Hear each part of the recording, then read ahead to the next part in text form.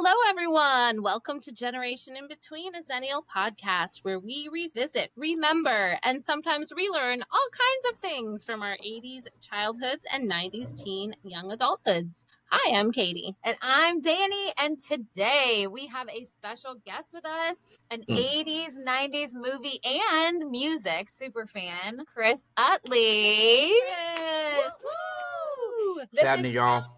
Yes, this is round 2 of us trying to record with Chris because sound problems, that's our life.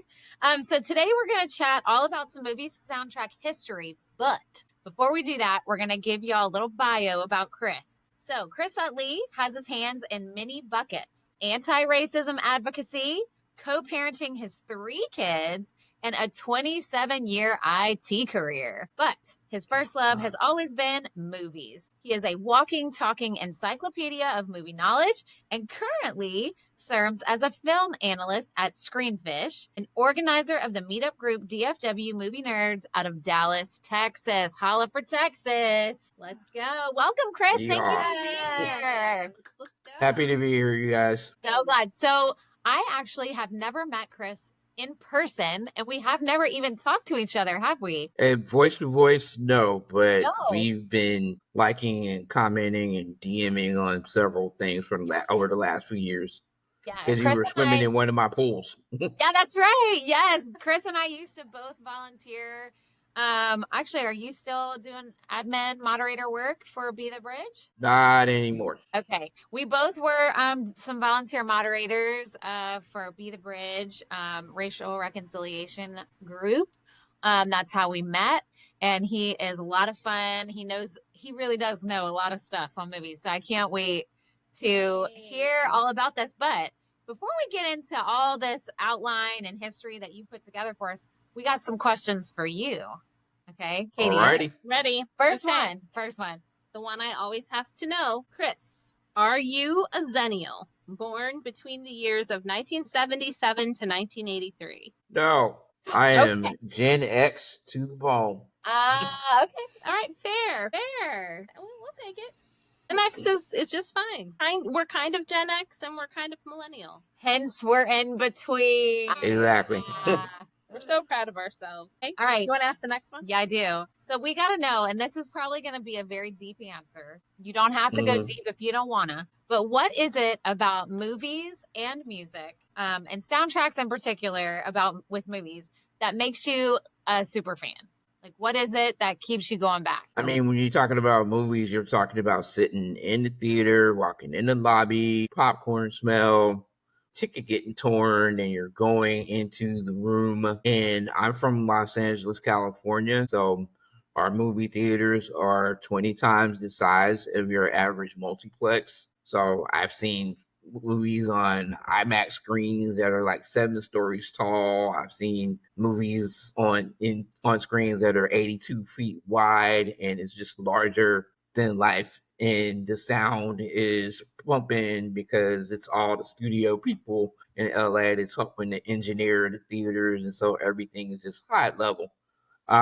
Some stuff in Texas can't compete with that. I like going to IMAX and Dolby Cinema out here, but it's just that whole vibe of the movie experience, and you really don't have that experience without that iconic music. When you start talking about movie studio logos, when you start talking about your pop hits and your R&B and hip hop hits that come from movies, when you talk about your theme songs, just the instrumentals, I mean, the iconic stuff, and you think about E.T.'s theme when they're flying. You think about Star Wars. It's like, if I start playing the end credits of Star Wars on my iPod, I get goosebumps because I can literally see in my mind's eye all the kids and their parents walking out of the theater like we were back in the 70s and 80s when we saw Empire Strikes Back in Return of the Jedi. So it's the whole thing.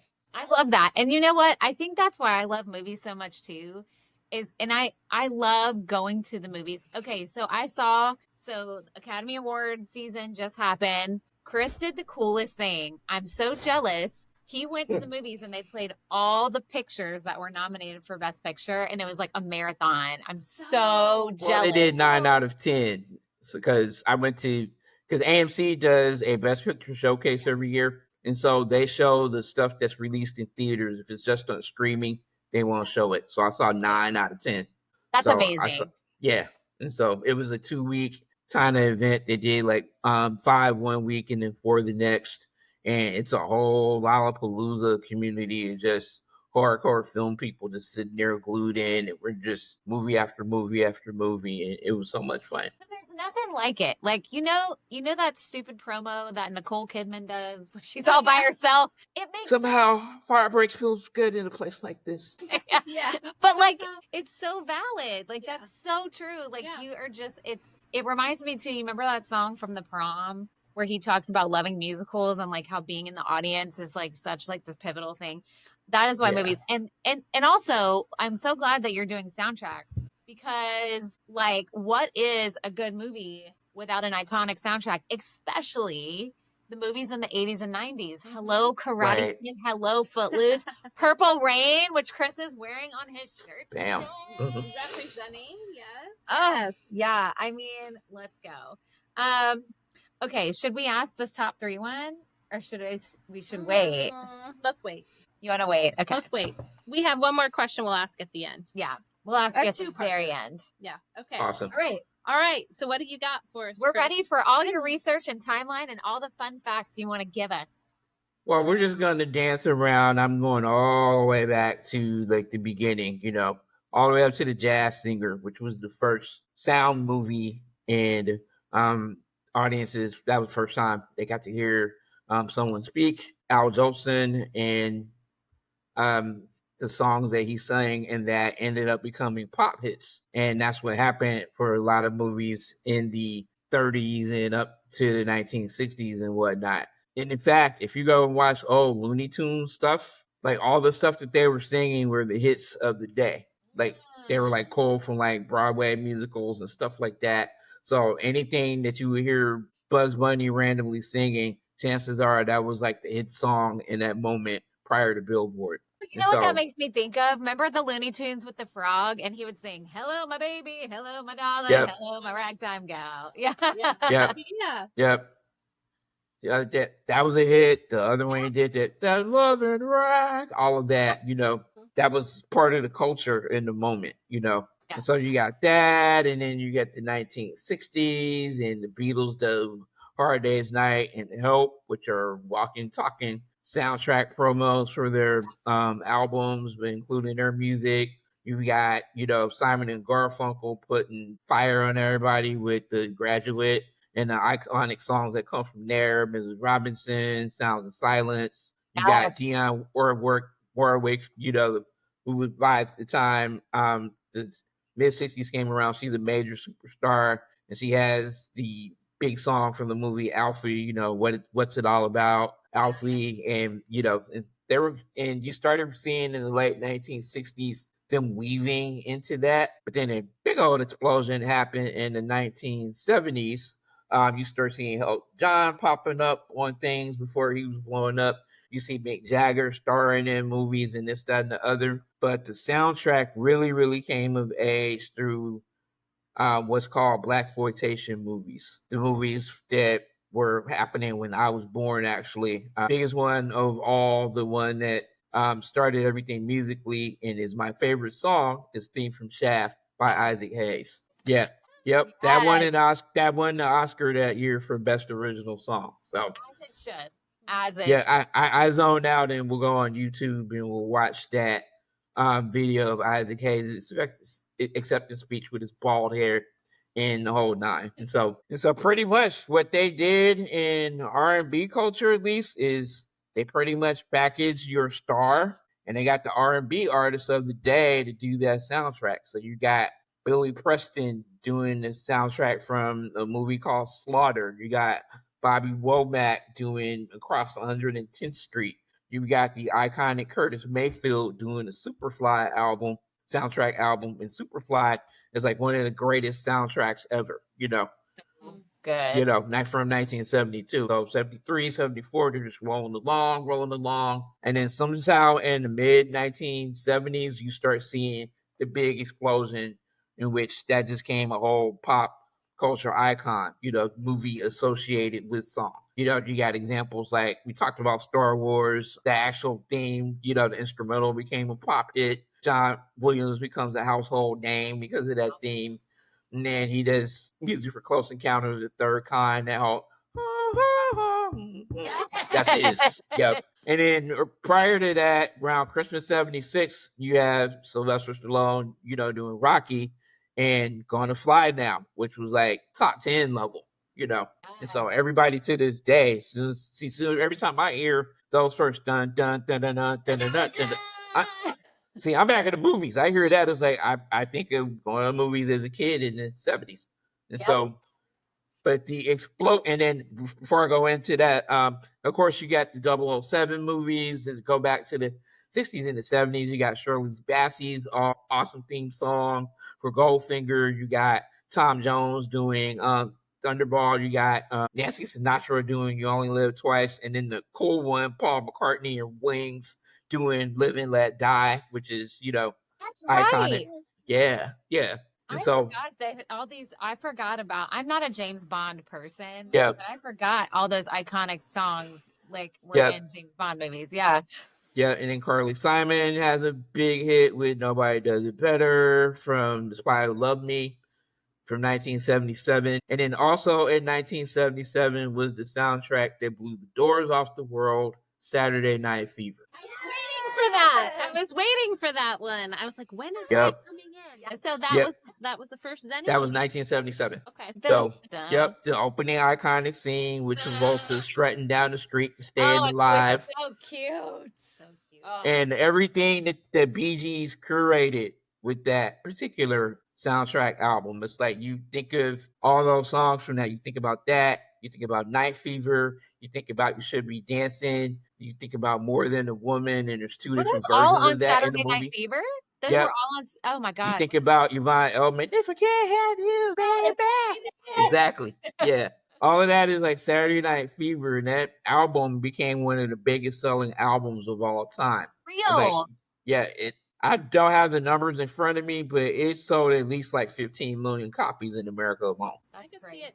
And I feel like when I was a teen in the 90s, those songs had a resurgence. They did. I remember buying the soundtrack. Same. Or like there was like a Pure Disco. Do you remember that? I have it. I still have it. Yeah. That had all those songs on there. And it was like, even at that age, I was like, this music's great. I know. It's fun. Yeah, it's iconic and timeless. I have that on my phone, that album on my phone. And good. It's such good music, And so, like I said, after that explosion happens, then you start seeing Donna Summer popping up on her. She has a song called On the Radio from a Jodie Foster movie called Foxes. On the radio. Yep.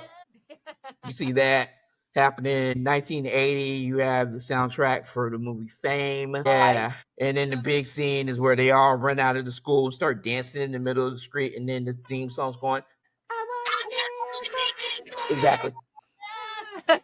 Exactly. Remember. Yep. And if I'm not mistaken, that song won the Best Song Oscar that year. I'll have to go back and fact check that. Yeah. That blew up, and that album started showing up in people's collections and all of that.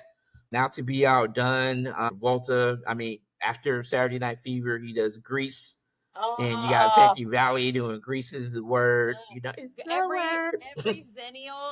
Xennial out there knows Grease, whether you like it or not. Every Xennial, every Gen Xer, everybody knows Grease. Fame did win Best Original Song. Oh, it did? In 1981. Cool. Yep. Awesome sauce. Right. Yep. So you got that. And like I said, zooming back, because Grease was 1978. So you not only have Frankie Valli doing Grease, but it's Olivia and John. You're the one that I want. What was written for the movie, it wasn't in the Broadway show. It's not in the musical, because we did the musical in high school. And there's a totally different song for that scene, because I remember just being so disappointed that it wasn't in there, but it was written for the movie. Yeah. It's a good one. Can you imagine the movie without that song? No. Yeah, it's so iconic. I mean, just like so much stuff. It was like her singing "Hopelessly Devoted to You," Travolta that doing wasn't "Go in the Grease musical Lightning," either. and yeah, Hopelessly Devoted to You wasn't in the yeah. I musical think that was either. I think they did that for Olivia Newton-John because she was like queen pop star in that era. I think like newer versions now do have that song. Yep. But like when I was in high school and we did it, because guys, I was Sandra Dee. I didn't get to sing it. I didn't get to sing it. And I was like, where's the song? They're like, oh, it's not in the musical. He's like, and when you're like 17, you're like, well, I'm just going to sing it anyway, right? And they're like, that's not how licensing shows goes, which I now very much understand. You're like, I'm the star. I take it back. I will not do this role. I don't get to sing You're the One That I Want or Hopelessly Devoted. Just kidding. It's fine. I did it anyway. But yes, they wrote. So that sold a bunch of copies, and then Travolta chills in '79 because he's counting the Saturday Night Fever and the Grease Money, and then he shows up in Urban Cowboy, and all of a sudden, all the Corbin thing just popping off. Everybody's riding the bull, and then there's the big song from that, "Looking for Love in all the wrong places." Yeah. Yep. Was Eddie Murphy famously bagged on doing that Saturday Night Live when he did his buckwheat, looking up for all the bomb passes. It's so good. Look it up. He's Buckwheat from Little Rascals, singing like greatest hits. Like it's like a. he's singing all the pop hits. It's so hilarious. It's like he's singing Betty Davis Eyes. He's singing 3 Times a Lady by the Commodores, but he does it in his buckwheat style. If I spoil it. It's like, watch it after the podcast. You will scream. I'm going to watch it later. It's so good. I've never seen that. So hilarious. It's classic. Yep. All right. So you got that going on, and then round about 1982 or so, you start digging into, again, the soundtrack is just pretty much taking flight. Because fun fact about E.T., Michael Jackson was supposed to do the soundtrack. What? Go look up a song called Somewhere in the Dark. Somewhere in the Dark was written for E.T., but the rights couldn't get cleared between Universal's parent company, MCA, because they had a record label, and then Michael Jackson's label, Epic. And so that didn't get included in the movie. Because if you go back and look at the E.T. storybook, it's Michael Jackson on the cover posing with E.T. reading the whole story. Oh my god, that would be amazing. Can't. It reminds me of when we were talking about Labyrinth and how they said that like other people they thought of casting was Prince, and I'm like, oh my god, Prince as the that would not have been a PG. We'll get to that later. He's too sexy. We'll get to that later. Later on. He's too sexy. Yeah. But oh my god, okay, Michael Jackson. That is probably my funnest trivia we've had to date. Honestly, that's so great. And I'm sad that didn't happen. Look up E.T. storybook and Somewhere in the Dark. And the night that Michael won all those Grammys, the last one he won was for the E.T. songbook, not Thriller. Oh, I see it. Oh my god. I'll put a clip of this on our socials. Look at him with E.T. That is so 80s. I can't even stand it. I can't stand it. My lord. If they had included that in the movie, as big as it would have elevated even crazier. Oh, I'm telling you. E.T.'s like 10 feet tall. Well, no, he's just probably on a platform because that's his leg right there. Yep. Like that's his hip right here. Don't worry about it. Elbow. Okay. No, it's not. Right. No, never mind. Never mind. We'll worry about E.T. picture later. Yeah. And so also in 82, you get the classic stuff from Fast Times at Ridgemont High, Go-Go's, We Got the Beat. You've got, I don't know the name of the artist with that song. She's gotta be somebody's baby tonight. Yeah. I'm gonna find out. Jennifer Jason Leigh, and yeah. So time at Ridgemont High. I haven't thought about that movie in a long time. But man, that did have some good songs on that soundtrack. Yep. Yeah, they had really, really good stuff. And then there was a wannabe version of that came in 83. I kid you not, the title was called The Last American Virgin.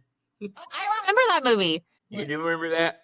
I saw that movie. And so if you know that song, there's I Know What Boys Like is in that movie. That's in there. The song "Oh No" by the Commodores is one of the love scenes, and then the breakup song is "Just Once" by James Ingram and Quincy Jones. Just once. Yep.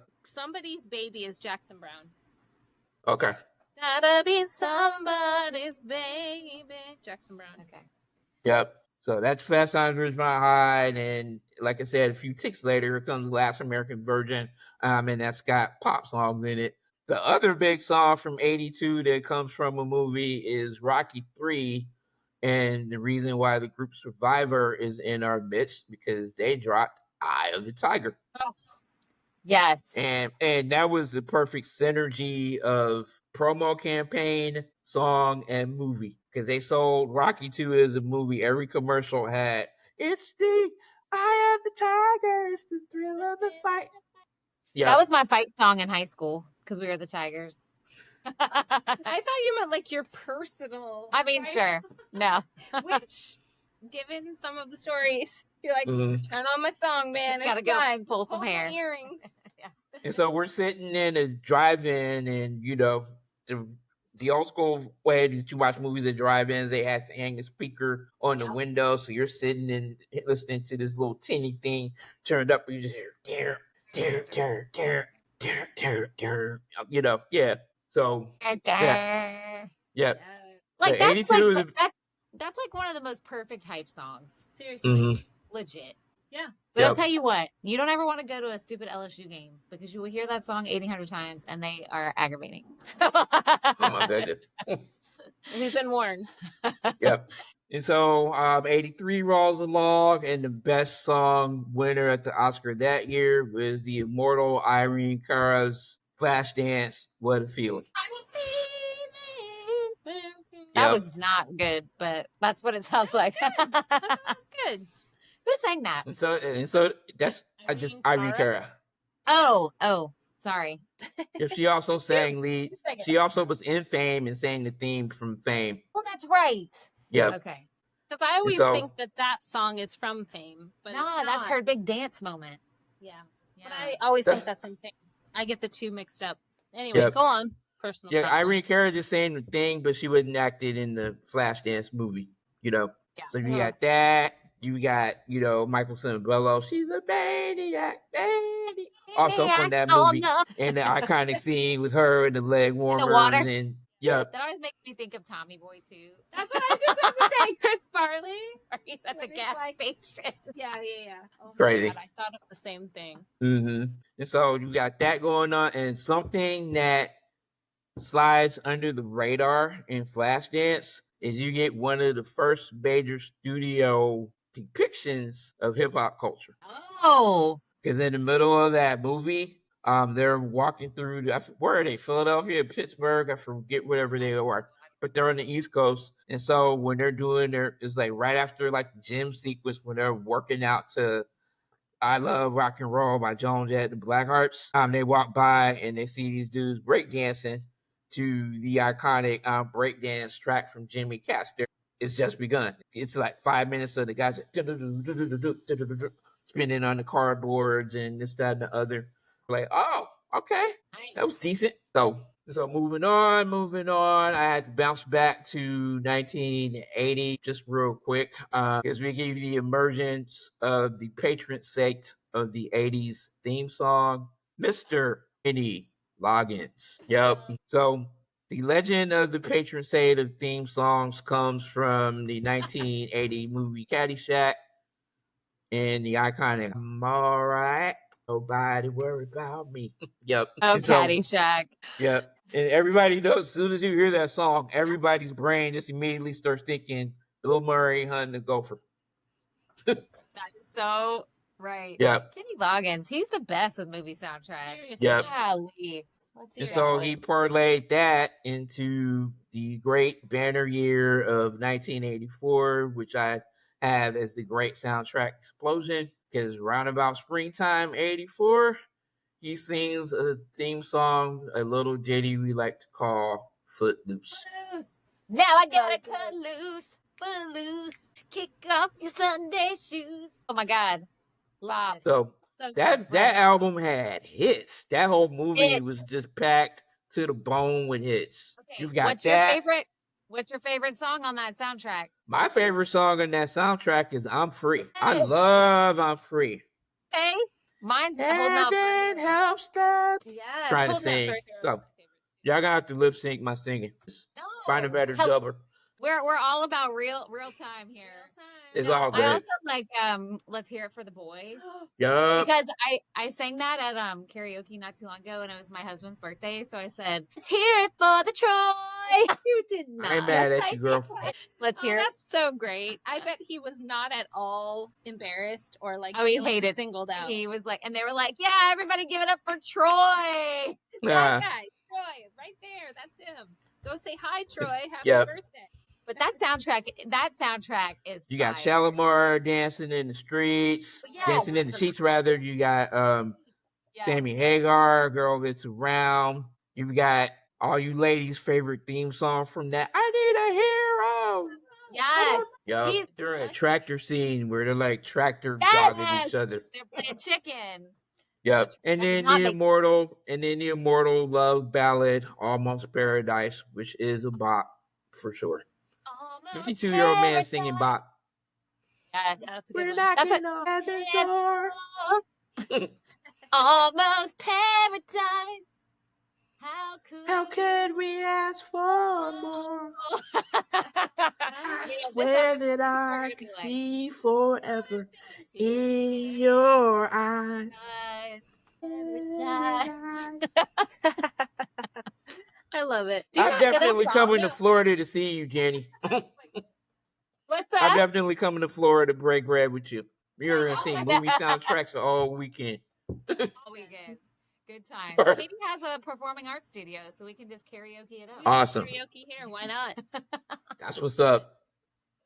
Yeah, we're going to make that happen. So Footloose puts out bangers, and then a couple of months later, hip-hop makes its big national motion picture explosion in the 1-2 punch that was Breakin', followed by Beat Street that was released a couple months later. Now, Breakin' is the West Coast side of things. Beat Street is the authentic East Coast side of things, and where it's all encompassing hip-hop. Because hip-hop is not just rap music, it's a whole tenet of things. There is the original tenets of hip-hop are it started out the DJ, and then the rapper was called the master of ceremonies, and it was his job to bust rhymes to show how the DJ was fresh, which is why they call rappers MCs. So you got that, you got the graffiti stuff, and then you got the breakdancing. Those are the pillars of that. And so B Street is all about B Street is just all about a crew in New York City trying to make their way. Radon Chong ends up finding this kid who's like an expert breakdancer, but his big brother, who's a DJ, is like trying to block him out of that. And so stuff happens out of that. And have you seen those? I've seen them. Okay. So what do you like better? Do you like Breakin' or B Street? I was getting to that. To that. So yeah, Beat Street is the more authentic portrait of hip hop culture. It's got the icons in there. You've got Grandmaster Flash and Furious 5 are featured. Dougie Fresh, Kool Moe D. It's like all of them before they became superstars. Yeah, watch the scene in Beat Street where it's the Christmas rap, and you'll see, Kool Moe D and Dougie Fresh, in that particular one, and it's like a whole Christmas thing, and it's hilarious. Hilarious. Yeah, it's a fresh rap, but it's a hilarious stuff that they're saying because they're bagging on each other. 80s term. Same as roasting, cousins, all the above. But Breakin', that's from low budget 80s icon movie studio Canon Films, and they found this guy who used to be a Soul Train dancer, became a choreographer named Shabba-Doo. He was Ozone, and they teamed him up with this kid from the streets of LA, Boogaloo Shrimp, called him Turbo. And there was the young lady named Kelly who came in to colonize and learn the whole hip hop culture because she thought that it was fresh. But Breakin' made the most money, and it was the most fun of the two because it was just battle dance pretty much all the way through it. And so we all went to see it as 12-year-old kids. The movie made a whole crap load of money. And the big kick that came out of that one, there's a few hits out of that. You got Rufus and Shaka Khan's Ain't Nobody that came from that movie. Ain't nobody Yes. love me better. Yep, that came from there. The rapper Ice-T did his first appearance in there because he's like rapping over the breakdance battles at the club. And then the big one was a theme song from a group called Ollie and Jerry, Ain't No Stopping Us. There's no stopping us, And so they put that song at the very beginning and then the final thing, which they like to show these stuffy people that they're worthy of being in their dance show or whatever, and they win. And it made so much money that it spawned the immortal 1984 sequel, Breaking 2 Electric Boogaloo. Oh, Breaking 2. I always forget about that one. Yep. So it was the three of them, and they're in the hood, and I guess Ozone and Turbo had parlayed their 15 minutes of fame into this community center, but then these rich people want to tear it down. And so Capitalism. Yep. And so it's dance battles and trying to save this building. And so, the movie didn't make as much as Breaking, but it's still iconic just because, that was like one of the first times you saw hip hop get a sequel. So that's a big deal. I mean, yeah. I feel like that was probably the first time that like white mainstream culture was like brought in, like was able to Right. But then what do we do with that? We take it and ruin it, white people. That's what we do. Well, y'all didn't ruin it all the way. It's like hip hop is still authentic. Rap music is still authentic. Well, I guess what I mean was try to mimic it. We try to mimic it. Yes. Yep. Correct. And so also from 84, you got Ray Parker Jr. Something strange in the neighborhood. You're gonna call. Yep. And Ghostbusters becoming the biggest comedy of all time at the time. Just took that song and pushed it to another level. And that was a whole 1984 summer until once upon a time in July, we start seeing previews, and there's Prince with the girl that doesn't look like Vanity, but I guess he's making a movie now. And hence my shirt, Purple Rain. That's one of Troy's faves. Yep. Yes. And so it's a fictionalized version of his life story, his arguments with the band, and his competition with one of his. They played them as rivals in the movie, but they're really besties in real life. Morris Day in the time, like Prince founded that group pretty much and produced their records. So not only you have interesting to have conflict, I guess, in Hollywood. So not only do you have the iconic stuff from the Purple Rain album, the aforementioned song "Let's Go Crazy," "Take Me With You," the very freaky "Darling Nikki," and "I Would Die for You," "Baby I'm a Star." You've also got the Times, "Jungle Love," and they got the dance they do at the end, the bird. Hallelujah. God, this movie's so good. I haven't watched it in years. I've got to pull it back up. Yeah, and so you got that going on, and then Prince was dating Vanity, God rest her soul, right as they were starting to ratchet up filming, but they broke up. And so he found an actress and gave her the name Apollonia. And she took Vanity's group, and they had a song with the song that they performed in that movie called Sex Shooter. Hold on. So you know that song? I'm a sex shooter, shooting up in your direction. Yeah. So wait, him and his girlfriend broke up, and then the new girlfriend took over her group? Is that what you said? And the role in the movie. That's right. But it wasn't his new girlfriend. It was just an actress. Or it was a new girlfriend. But that's Prince, so he put the mojo on her. Prince? So he was out there with the ladies. Mm-hmm. And after he passed, I went to... It was either the 35th or 40th anniversary remastering of Purple Rain back in LA at the Samuel Goldwyn Theater that's managed by the Academy of Motion Picture Arts and Sciences. Apollonia was there, Jerome, Morris Day's sidekick was there, the producers, and they all did a whole 1-hour seminar or discussion about the making of Purple Rain and paying tribute to him. And then they showed a remastered print of Purple Rain, and we're sitting there clapping and singing along and everything. And like I said, Apollonia was beautiful all those years later. She was like, wow, that woman was fine. She's Lord mercy. so fine, not fair. Well, what was the most favorite? Okay, so you went to that. What was like one of your most favorite things they said about the making of the movie that you heard there? Do you remember? They said so much. I don't remember one thing. The one thing that stands out now that you mention it was just how loving and a gentleman Prince was. Oh, I love Like, he was that. not a butthole on set, getting this freak on this, that, and the other. He was very, very regal and elegant.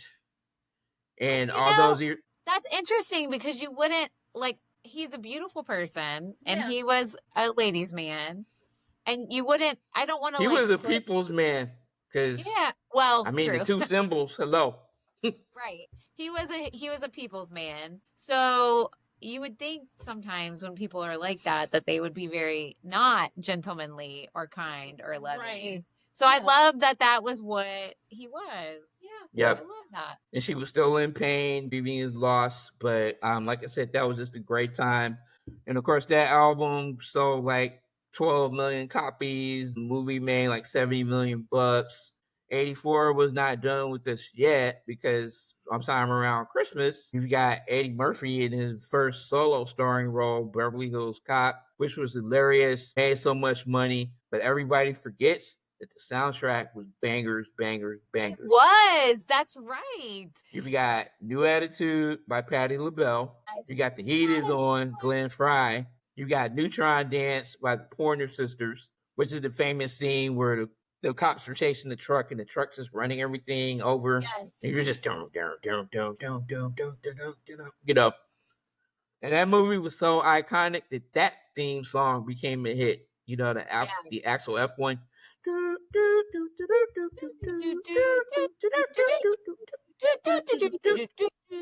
Exactly. Yes. That's right. And so that became a banger. That sold a whole bunch of copies and whatnot. And there's a good stuff coming out of 84. I mean, Stevie Wonder did the soundtrack album for his Gene Wilder movie called The Woman in Red. And there were 2 hits from that. One of them is an American iconic standard that won an Oscar called I Just Called to Say I Love You.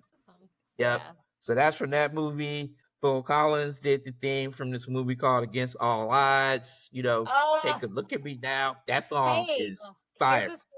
Here's a story about that I heard on NPR. So I don't remember the background, but there was a writer. She was going through a breakup, and that's like one of the number one breakup songs, Against All Odds, right? Mm-hmm. He actually wrote that when his ex-wife left him, and then it became this huge hit. And he said it was actually really weird, because it was such an emotional song. But he gave it to that film, and that got nominated for an Oscar too. But everybody lost. 84 was nuts. So you got Against All Odds, I Just Called to Say I Love You, Ghostbusters, and Footloose all got nominated that year, and Stevie Wonder won. Oh, which one won? I Just Called to Say I Love You. Okay. That's a hard battle there. Yeah, they're all good. Space them out. I know. So I had mentioned Vanity, splitting up with Prince, but she resurfaces in 85 in Berry Gordy's The Last Dragon. It's supposed to be like this hip hop kung fu mixture type thing. So where there's this handsome dude in the hood who's like a kung fu master, and he has to battle this dude Show Enough. Okay, I do not know this movie. Me either. How do I not know this movie? Look up The Last Dragon. Yep, The Last Dragon. Never heard of it. I have got to look this up. And the big song that came from that is, like I said, Vanity is the love interest. Horrible actress. She's in it. Take. But the big song that comes from that is the song Rhythm of the Night by The Barge. Feel the beat of the rhythm. I don't know words. Yep. So that comes from that movie. Yep. You remember what else it was in? It was a cover of it. Wasn't it in the Goofy movie? Oh, I think it was 98 Degrees. Yep. Sorry, doesn't count. Me out. All good. No, you're good. And so you've got that, and a certain pop star who had just blown up decided she wanted to follow in Prince's footsteps, named Madonna. And so you got her and Rosanna Arquette in Desperately Seeking Susan. I don't remember Jack Brad about that movie, but everybody knows the song Into the Groove, which comes from that movie. Into the groove, boy, you've got to prove your love to me. Exactly. What's the other word? Yeah. Like, what's the rest of the word? It's just, Yep. And so you got that going on, and then another authentic piece of hip hop comes out in '85 with Russell Simmons telling his own story about him and how his brother, who is part of Run DMC, all became famous. And that movie's called Crush Group. Ooh, I haven't seen that either. Yep. So it's Blair Underwood, the famous black actor. He's his first lead role. And so Run DMC's in it. The hip hop group, the Fat Boys, who used to beatbox, they're in it. LL Cool J is in it. And like I said, Run DMC. And so, how did I miss this one? And the love interest in that movie is Sheila E. Oh, of the Sheila Glamorous E. Life, playing on the drums, And so you've got that. Trying to make sure I'm not missing everything. The Oscar winner that year ended up being Lionel Richie, doing the song "Say You, Say Me" from this movie called White Nights. Oh, I don't remember that one either. Yeah, because you wouldn't have seen it. It was like Oscar bait, so it was like out for You wouldn't 3 have seen weeks. that. But everybody knows the song, And then Phil Collins got a nomination from that movie as well with this duet he did called "Separate Lives." So, yep. But then the most memorable song I remember from '85 was when John Hughes took over the world and had us in love with 5 kids on detention in the Breakfast Club and the iconic "Don't You Forget About Me." Yep. Hey, so exciting. March 24th. We're recording on March 25th.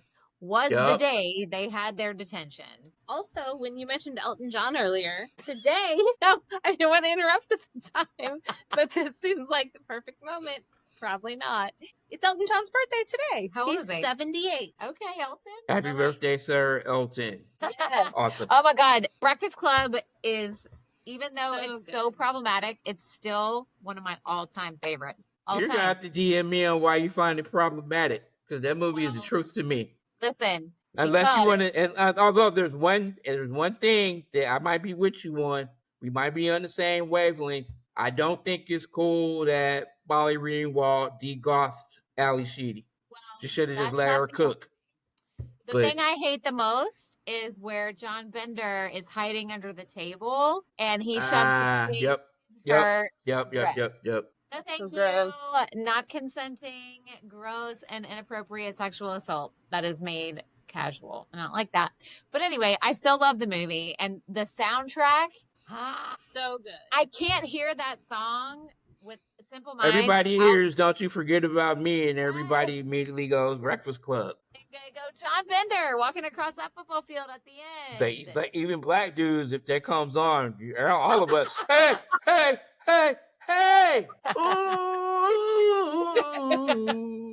whoa. No shame. Everybody knows what's up. Seriously. And so by the time you get to '85, it's like, I don't care what movie it was. They had some pop person singing the theme song. Even if they didn't do a whole soundtrack album, like everybody and their mom is like doing the theme for these songs that you never heard of. Just pick any random theme from '85, '86, '87, and you'll see like Tom Petty, Lord Brannigan singing the theme song. This was I think that like hearing all the history of like how movie soundtracks kind of evolved. Like the early 80s, mid 80s is kind of when they started like really being at their peak. And that was a whole package. By the time you get to 87, 88, you don't have a blockbuster without a soundtrack or a pop star doing that thing. That's how we get to Top Gun and Kenny Loggins singing Danger Zone. That's how you get Berlin singing Take My Breath Away in the love scene, and all the bangers that were in Top Gun. It's like, you play that movie, you will subconsciously start humming along, Like we've talked about, like on the show before, Chris, we've talked about that, like we didn't listen to a lot of music in my house growing up. My parents just didn't listen to it. But my dad had the cassette tape Top Gun soundtrack. And I remember if we were in his pickup truck for several years there, it was always playing. I just remember that was always on. But my husband, who knows a lot about music of the time, said that Berlin actually hates that song because they were very alternative. Oh, and they became and like mainstream. That's the thing they're like known for, and like it broke up their band and stuff. I don't know all the details, but that song won the best song Oscar though, so they shouldn't be too mad. I don't know if they won it if they wrote the song, because the Oscar goes to the writers, not the performers. Okay, yeah. So, but yeah, Berlin won that Oscar that year. Also, what happened in '86? Prince has his second movie, Under the Cherry Moon, which is a hated. This is a so bad it's good kind of movie. I've never seen it. No, I've never seen it either. But that's why we have Kiss. It's in that movie? Yeah. Oh, okay. Whoa, I missed that cultural touch Me point. too. Dang. This is a couple hits out of there too. You got that. And then you get to '87, and there's Beverly Hills Cop 2, and not too many hits came out of that one. I'm trying to think that they did a big soundtrack push, and so there's a song called "Shakedown." Shakedown, take down, honey. That's in there. George Michael's "I Want Your Sex" is in there. During the gratuitous love scene, during a gratuitous strip scene, just like women are dancing topless for no apparent reason. Money. But they're trying to chase this bad guy, and they end up in this club, and bam. Money. They just ironically go through a strip club to catch a villain, so you can have boobs on the screen. Yeah. Patriarchy. Yep. Exactly. But then there's good stuff that comes from '87 too. There's a few iconic things. Gotta mention Pretty in Pink. Because If You Leave comes from there, and then the theme song from there. But the big one that everybody stands on is, If You Leave. That comes from there. In the springtime, you have Less Than Zero, that movie, which was the first time a hip hop label got curated to do a soundtrack. Ooh. So that was like Def Jam's like first major soundtrack. Wow. And so you got the Bangles, Hazy Shade of Winter. You got LL Cool J going back to Cali. You got Public Enemy, Bring the Noise, all coming from Less Than Zero, mixed with like a bunch of different alternative style tracks. It's like, okay, you see Russell Simmons and Rick Rubin really trying to spread their wings and monetize on a higher level, and ended up being successful. But the big two from the summer of '87 were, go with the minor one first. They told the story of the late Richie Valens, and that's where Lou Diamond Phillips exactly. And so, what's that group? They're right on the tip of my tongue. But Richie Valens did the original, but I forget who did the remake. People who redid it. Oh, Los Lobos. Los Lobos. Yeah. So that became a hit in the summer of '87. But the one that tore the house down, get ready, ladies, Jennifer Grey, Patrick Swayze, Dirty Dancing, summer '87. Let's go. So it had Y'all Mamas in the Chokehold. Yep. I Had the Time of My Life is from there. Hungry Eyes.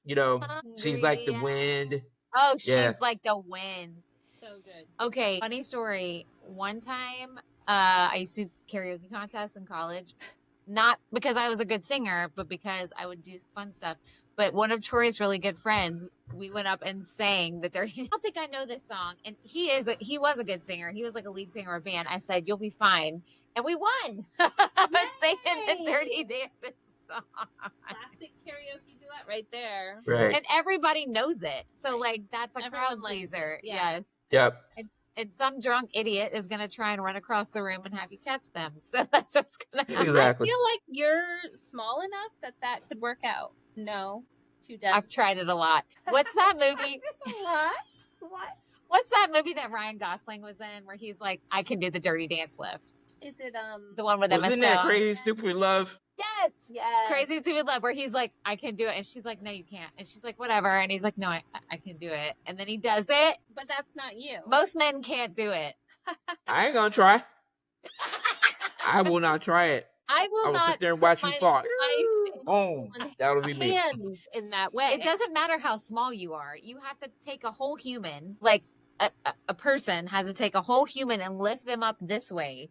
That's very difficult. There's a reason why he was in the water. Why he was in the what? In the water. In the water. Oh, in the water. Watch the movie again. It'll make sense. So, Rewatch it. You'll figure it out. When she's learning how to do the lift. Yes. She's in the water. Okay, yes. All right, anyway. Fair. And so you're bouncing from all that in 87, and then by the time you get to 88, 89, you start seeing hip hop appearing more and more and stuff. I don't know if you've heard of a movie called Colors. Mm-hmm. Yeah. Yes. Ice-T did that theme song, and you pretty much could not go to a movie theater that weekend in LA because you didn't know what you were going to run into, because that was Crips and Bloods and the Latino gangs. They all descended on theater. When that movie came out? Sorry. Were you Yeah, living in LA? You were? Yep. Okay. I don't see that at the movies. I did not see that movie at the movie theater in Los Angeles. I had to wait to go visit my grandma in St. Louis, Missouri, and I found the one theater that was still showing it, and I saw that movie from start to finish and did not have an incident. And as soon as I saw it, I'm like, yeah, I'm glad I didn't see this in LA. If somebody would have done something stupid in the theater. Hip hop shows up there, and then also in 89, you get Prince doing the Batman soundtrack music, not the score, but that's where Bat Dance comes from. That's where, Vale. Get the fuck up, Bat Dance. And then the beat switches, and who is this? Vicky Vale. That's where I was trying to go. Yeah. I couldn't do it. Yeah. That's what I was trying to do. Yes. And so he got a couple hits from there. He's got what's that song? Party Man comes from there. Yeah, and the one where Joker, where the Joker is like going around. And hell, the new king in town. Yes. And the end credits play Scandalous. Scandalous. I'm talking about you and me. What's your favorite Batman movie? The Dark Knight. Oh, good choice. Good choice. What is yours? Because I didn't like any of the Batman movies until Christopher Nolan did his series. I didn't like none of the first four. I thought they were boring. Unpopular opinion. Sorry. I like Michael Keaton the best. No, I mean he's good. That's my favorite. But then Christian Bale's my second. Yeah. Troy, unpopular opinion. He put Robert Pattinson as his favorite Batman. Okay. Intriguing. I mean, that was a really good movie though. I love that theme song from the new one. The one that's just monotonous. Dun, dun, dun. Loved that movie much. It's depressing. That's a long, detailed movie, but it's really, really, really good though. So I will pass. Other thing that happened in 89 in terms of hip hop meeting cinema, you have the Great Public Enemy doing Fight the Power and Spike Lee's Do the Right Thing. And there's the iconic opening sequence where Rosie Perez is doing just dancing and giving everything she's got over the backdrop. It's clearly a sound stage, but it's like when I really wanted to get my home theater or workout, I would just play that opening scene and turn the bass up and just will sit there, because that was the first movie I ever saw in the city of Hollywood. Oh, fun time. So it was a big deal. I had one of my homies from high school had a car. He was like, "No, we need to go by your neighborhood. Let's go to Hollywood." And we ended up in what I thought was one of the big theaters. First time there. And when that song came on, it was like thunder. Bass was screeching on the screen. So I was like, "This is everything." Yeah, totally. Best. And then the other thing that happens is we find the rebirth of Disney. The Renaissance. Yep. Because 1989, I believe, that's Little Mermaid. That's Under the Sea, part of our world, part in, what's the one for Kiss the Girl, Now, if y'all, one of our first, in our first few episodes, we did a Disney Renaissance episode where we talked about the 10 films of the Disney Renaissance. So we have arrived there. Yeah. We got there. Made it. So if y'all, if you're listening to this episode, everybody, you have not listened to our Disney Renaissance, go back, listen to it. Yes. So I'm sure y'all are covering Beauty and the Beast, both the film version and then the Celine Dion, Peabo Bryson version, and then the Peabo Bryson and Regina Bell, A Whole New World from Aladdin. Because those two crossed over and became hit. Yeah. Mm-hmm. Yeah, they were radio hits. Yeah. I was somewhere the other day and I heard Celine and Peebo's Beauty and the Beast playing, Like, that's iconic stuff there. I know. And like people would call DJs back in the times where we could call DJs and be like, "Can I please hear Beauty and the Beast, Taylor's Oldest Time?" Like that's where we were. That's what we were doing. Yeah. Yep. And then you get to 1990. There's Pretty Woman. The big song from there was "It Must Have Been Love" by Roxette. It must have That was in Pretty Woman. love, but it's that's the scene where she realizes she's in love with Richard Gere and they break up, and that's the montage song. Got it. I don't think I remembered that being in there. Yeah. So it's back near the end. And then the big thing that happened as we start winding things down on my whole timeline here. The rapper's kid in play miraculously. Thank you. Go on there. Yep. House Party. Fledgling movie distributor New Line Cinema, who was just known for horror movies, including Freddy Krueger and a bunch of low-budget sequels, somehow squeezed together like $5 million and said, "Hey, kid, hey, play. Go make a movie." And so many hits came off. So good. You got to show her House Party. I know. It's on our list. If I go to Florida, we got to watch it together. Kids can't be in the room because it's R-rated. But oh my God. There's a lot of F-bombs. It's so much fun. It's just a good time. Kid and Play are hilarious. They're fucking hilarious. All right. Yeah, it's good. And so they're literally just, Play's parents are out of town, so he wants to throw this big old house party. And then Kid's grounded for getting in the fight, but he sneaks out and goes to the party anyway. And there's dance battles, and then there's 3 goons that he fought with by the R&B group Full Force, who are like chasing him through the whole movie. And Kid ends up falling in love with Tisha Campbell. Oh my God. Yeah. She's so young.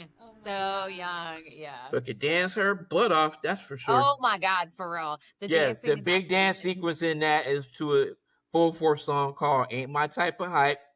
And that is like an iconic hip hop dance sequence. And so that little minuscule piece of money they threw into that movie made like $25 million, which was like blockbuster for black cinema during that time. Same with Do the Right Thing.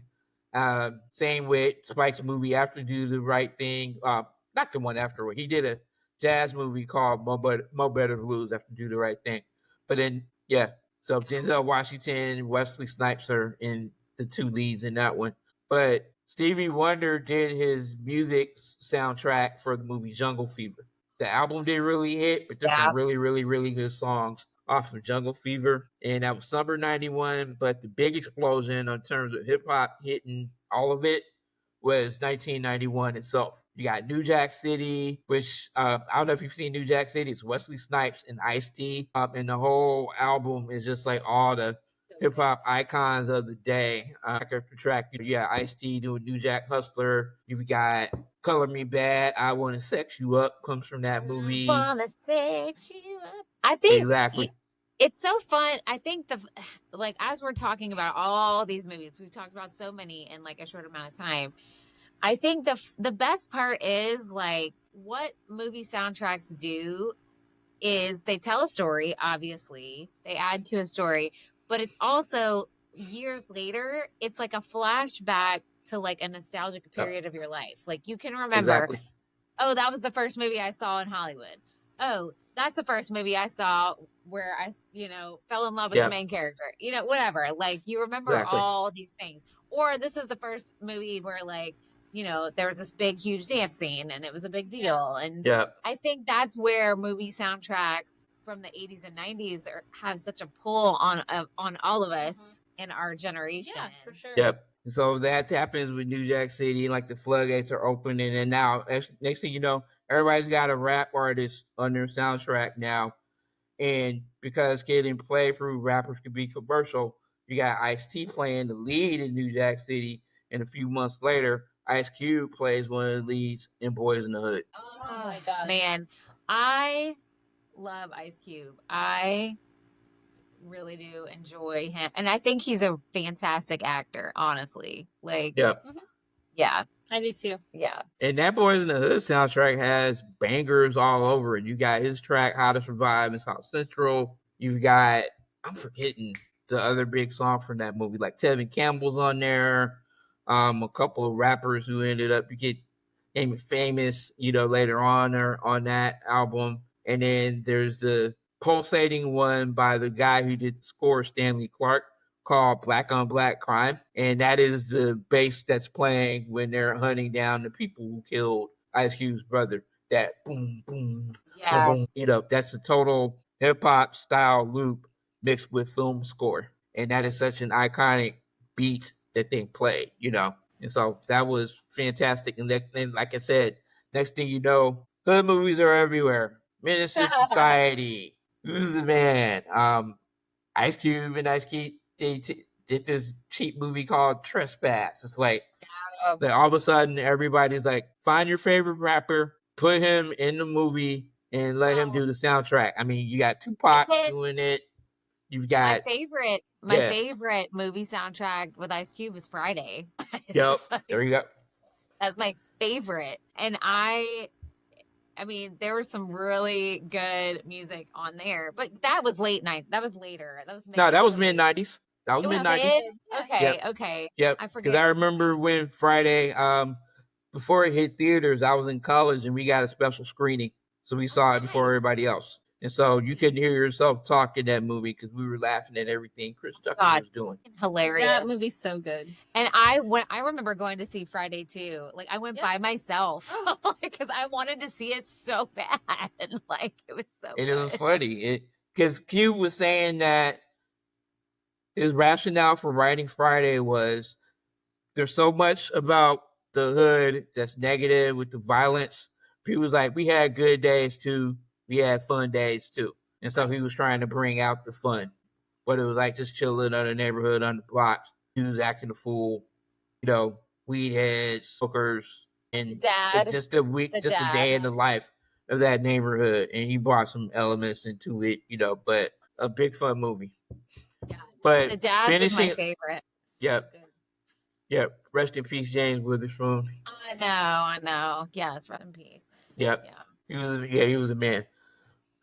But the biggest soundtrack of the 90s, and it was iconic on Saturday Night Fever levels, was Kevin Costner, and in her film debut, Whitney Houston, The Bodyguard. The Bodyguard. Yes. How could we forget The Bodyguard? Yep. Oh my gosh. I was like, I always love you. I have nothing, and run to you. Yeah, all of that. They ended up selling 10 million, and the movie made like over 100 million because we were all shocked that it was a good movie. It really was. Well, she was a great actress. Listen, they were great together, and they wrote a really good story. Yeah, like I think at the time it was like really well established what a good actor Kevin Costner was. Mm-hmm. And so for her to be able to play opposite him and like be at his level and to be a good movie, like you said, was just like shocking and great. Well, and now that we know like her struggles, I think I'm even more impressed that she was able to perform as well as she did and be going through the stuff she was going through. Mm-hmm. But and the way that they ended up weaving "I'll Always Love You," because the song was already a hit before the movie dropped. Song. Yeah. Not even her version. It's like weeks before the movie came out. It was already sitting on the top of the charts. Yes. And so they're in a scene that happened at some country bar, and then some country singer sings that version. We all start giggling in the theater. This is how they're going to work it.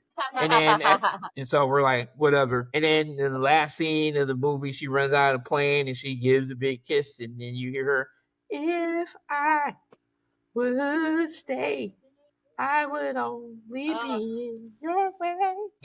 It's like the way that they worked. It's like, oh, they made this fit effortlessly.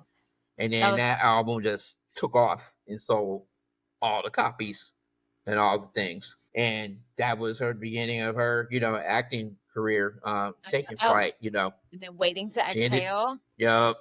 All of that. So. Yes. Yep. Oh man. Okay. So good. So we're in the 90s. We're getting towards the end here. We've been talking to you for way long. I have to ask you these questions now. I have to. I won't say this, but I'm going to say, okay, I'm going to let you think about it for a second. If we need to sing a medley, we will. We're saying everything else. What is your favorite movie soundtrack? You could just say one of your favorites from the 80s and then one from the 90s. Think about it for a second if you need to. I will go down my list. I know. Yeah. Okay. 80s got to be Purple Rain. 80s got to be Purple Rain. Yeah. Okay, Purple Rain. Because I know Rain. every song on that daggone album. Okay, 90s. We'll give you a second. There's a lot. 90s is tough. The two that got the most airplay were Boys in the Hood and Menace to Society. Okay. Good choice. Katie, what is one of your favorites from 80s or 90s? Good question. I don't know on 80s. Probably Footloose. Oh, yeah. Footloose was Footloose. definitely one of mine. Footloose would be my number 2, probably, from the 80s. Y'all know what another one of mine was? That's like not something you're going to expect. My parents used to love the Big Chill soundtrack. My mom too. It was 2 discs, or was it 1 disc? No, it was 2. It was 2. And I used to listen to it all the time. Because it's half Motown records and half all the protest music from the 60s. Yeah, it was so good. You know what that movie's about? Yeah. Okay. Yeah, I watched it multiple times. It's depressing and sad. Do you know who the dead guy, who played the dead guy? It was, give me a second. Oh my God. Was it the guy from Dumb and Dumber? Wasn't that the guy? No. Who was it? Kevin Costner. Kevin Costner! Circle back. See? I was thinking it was a fucking Jeff Daniels. That's wrong. No, that's Kevin wrong. Costner. Can you imagine Kevin Costner in Dumb and Dumber? No, I don't know what I was No, thinking. I'm just saying, like, I'm not making fun of you, but like... He wouldn't smile. He would just speak like this something. the whole movie. Because he just has that one inflected tone when he's angry.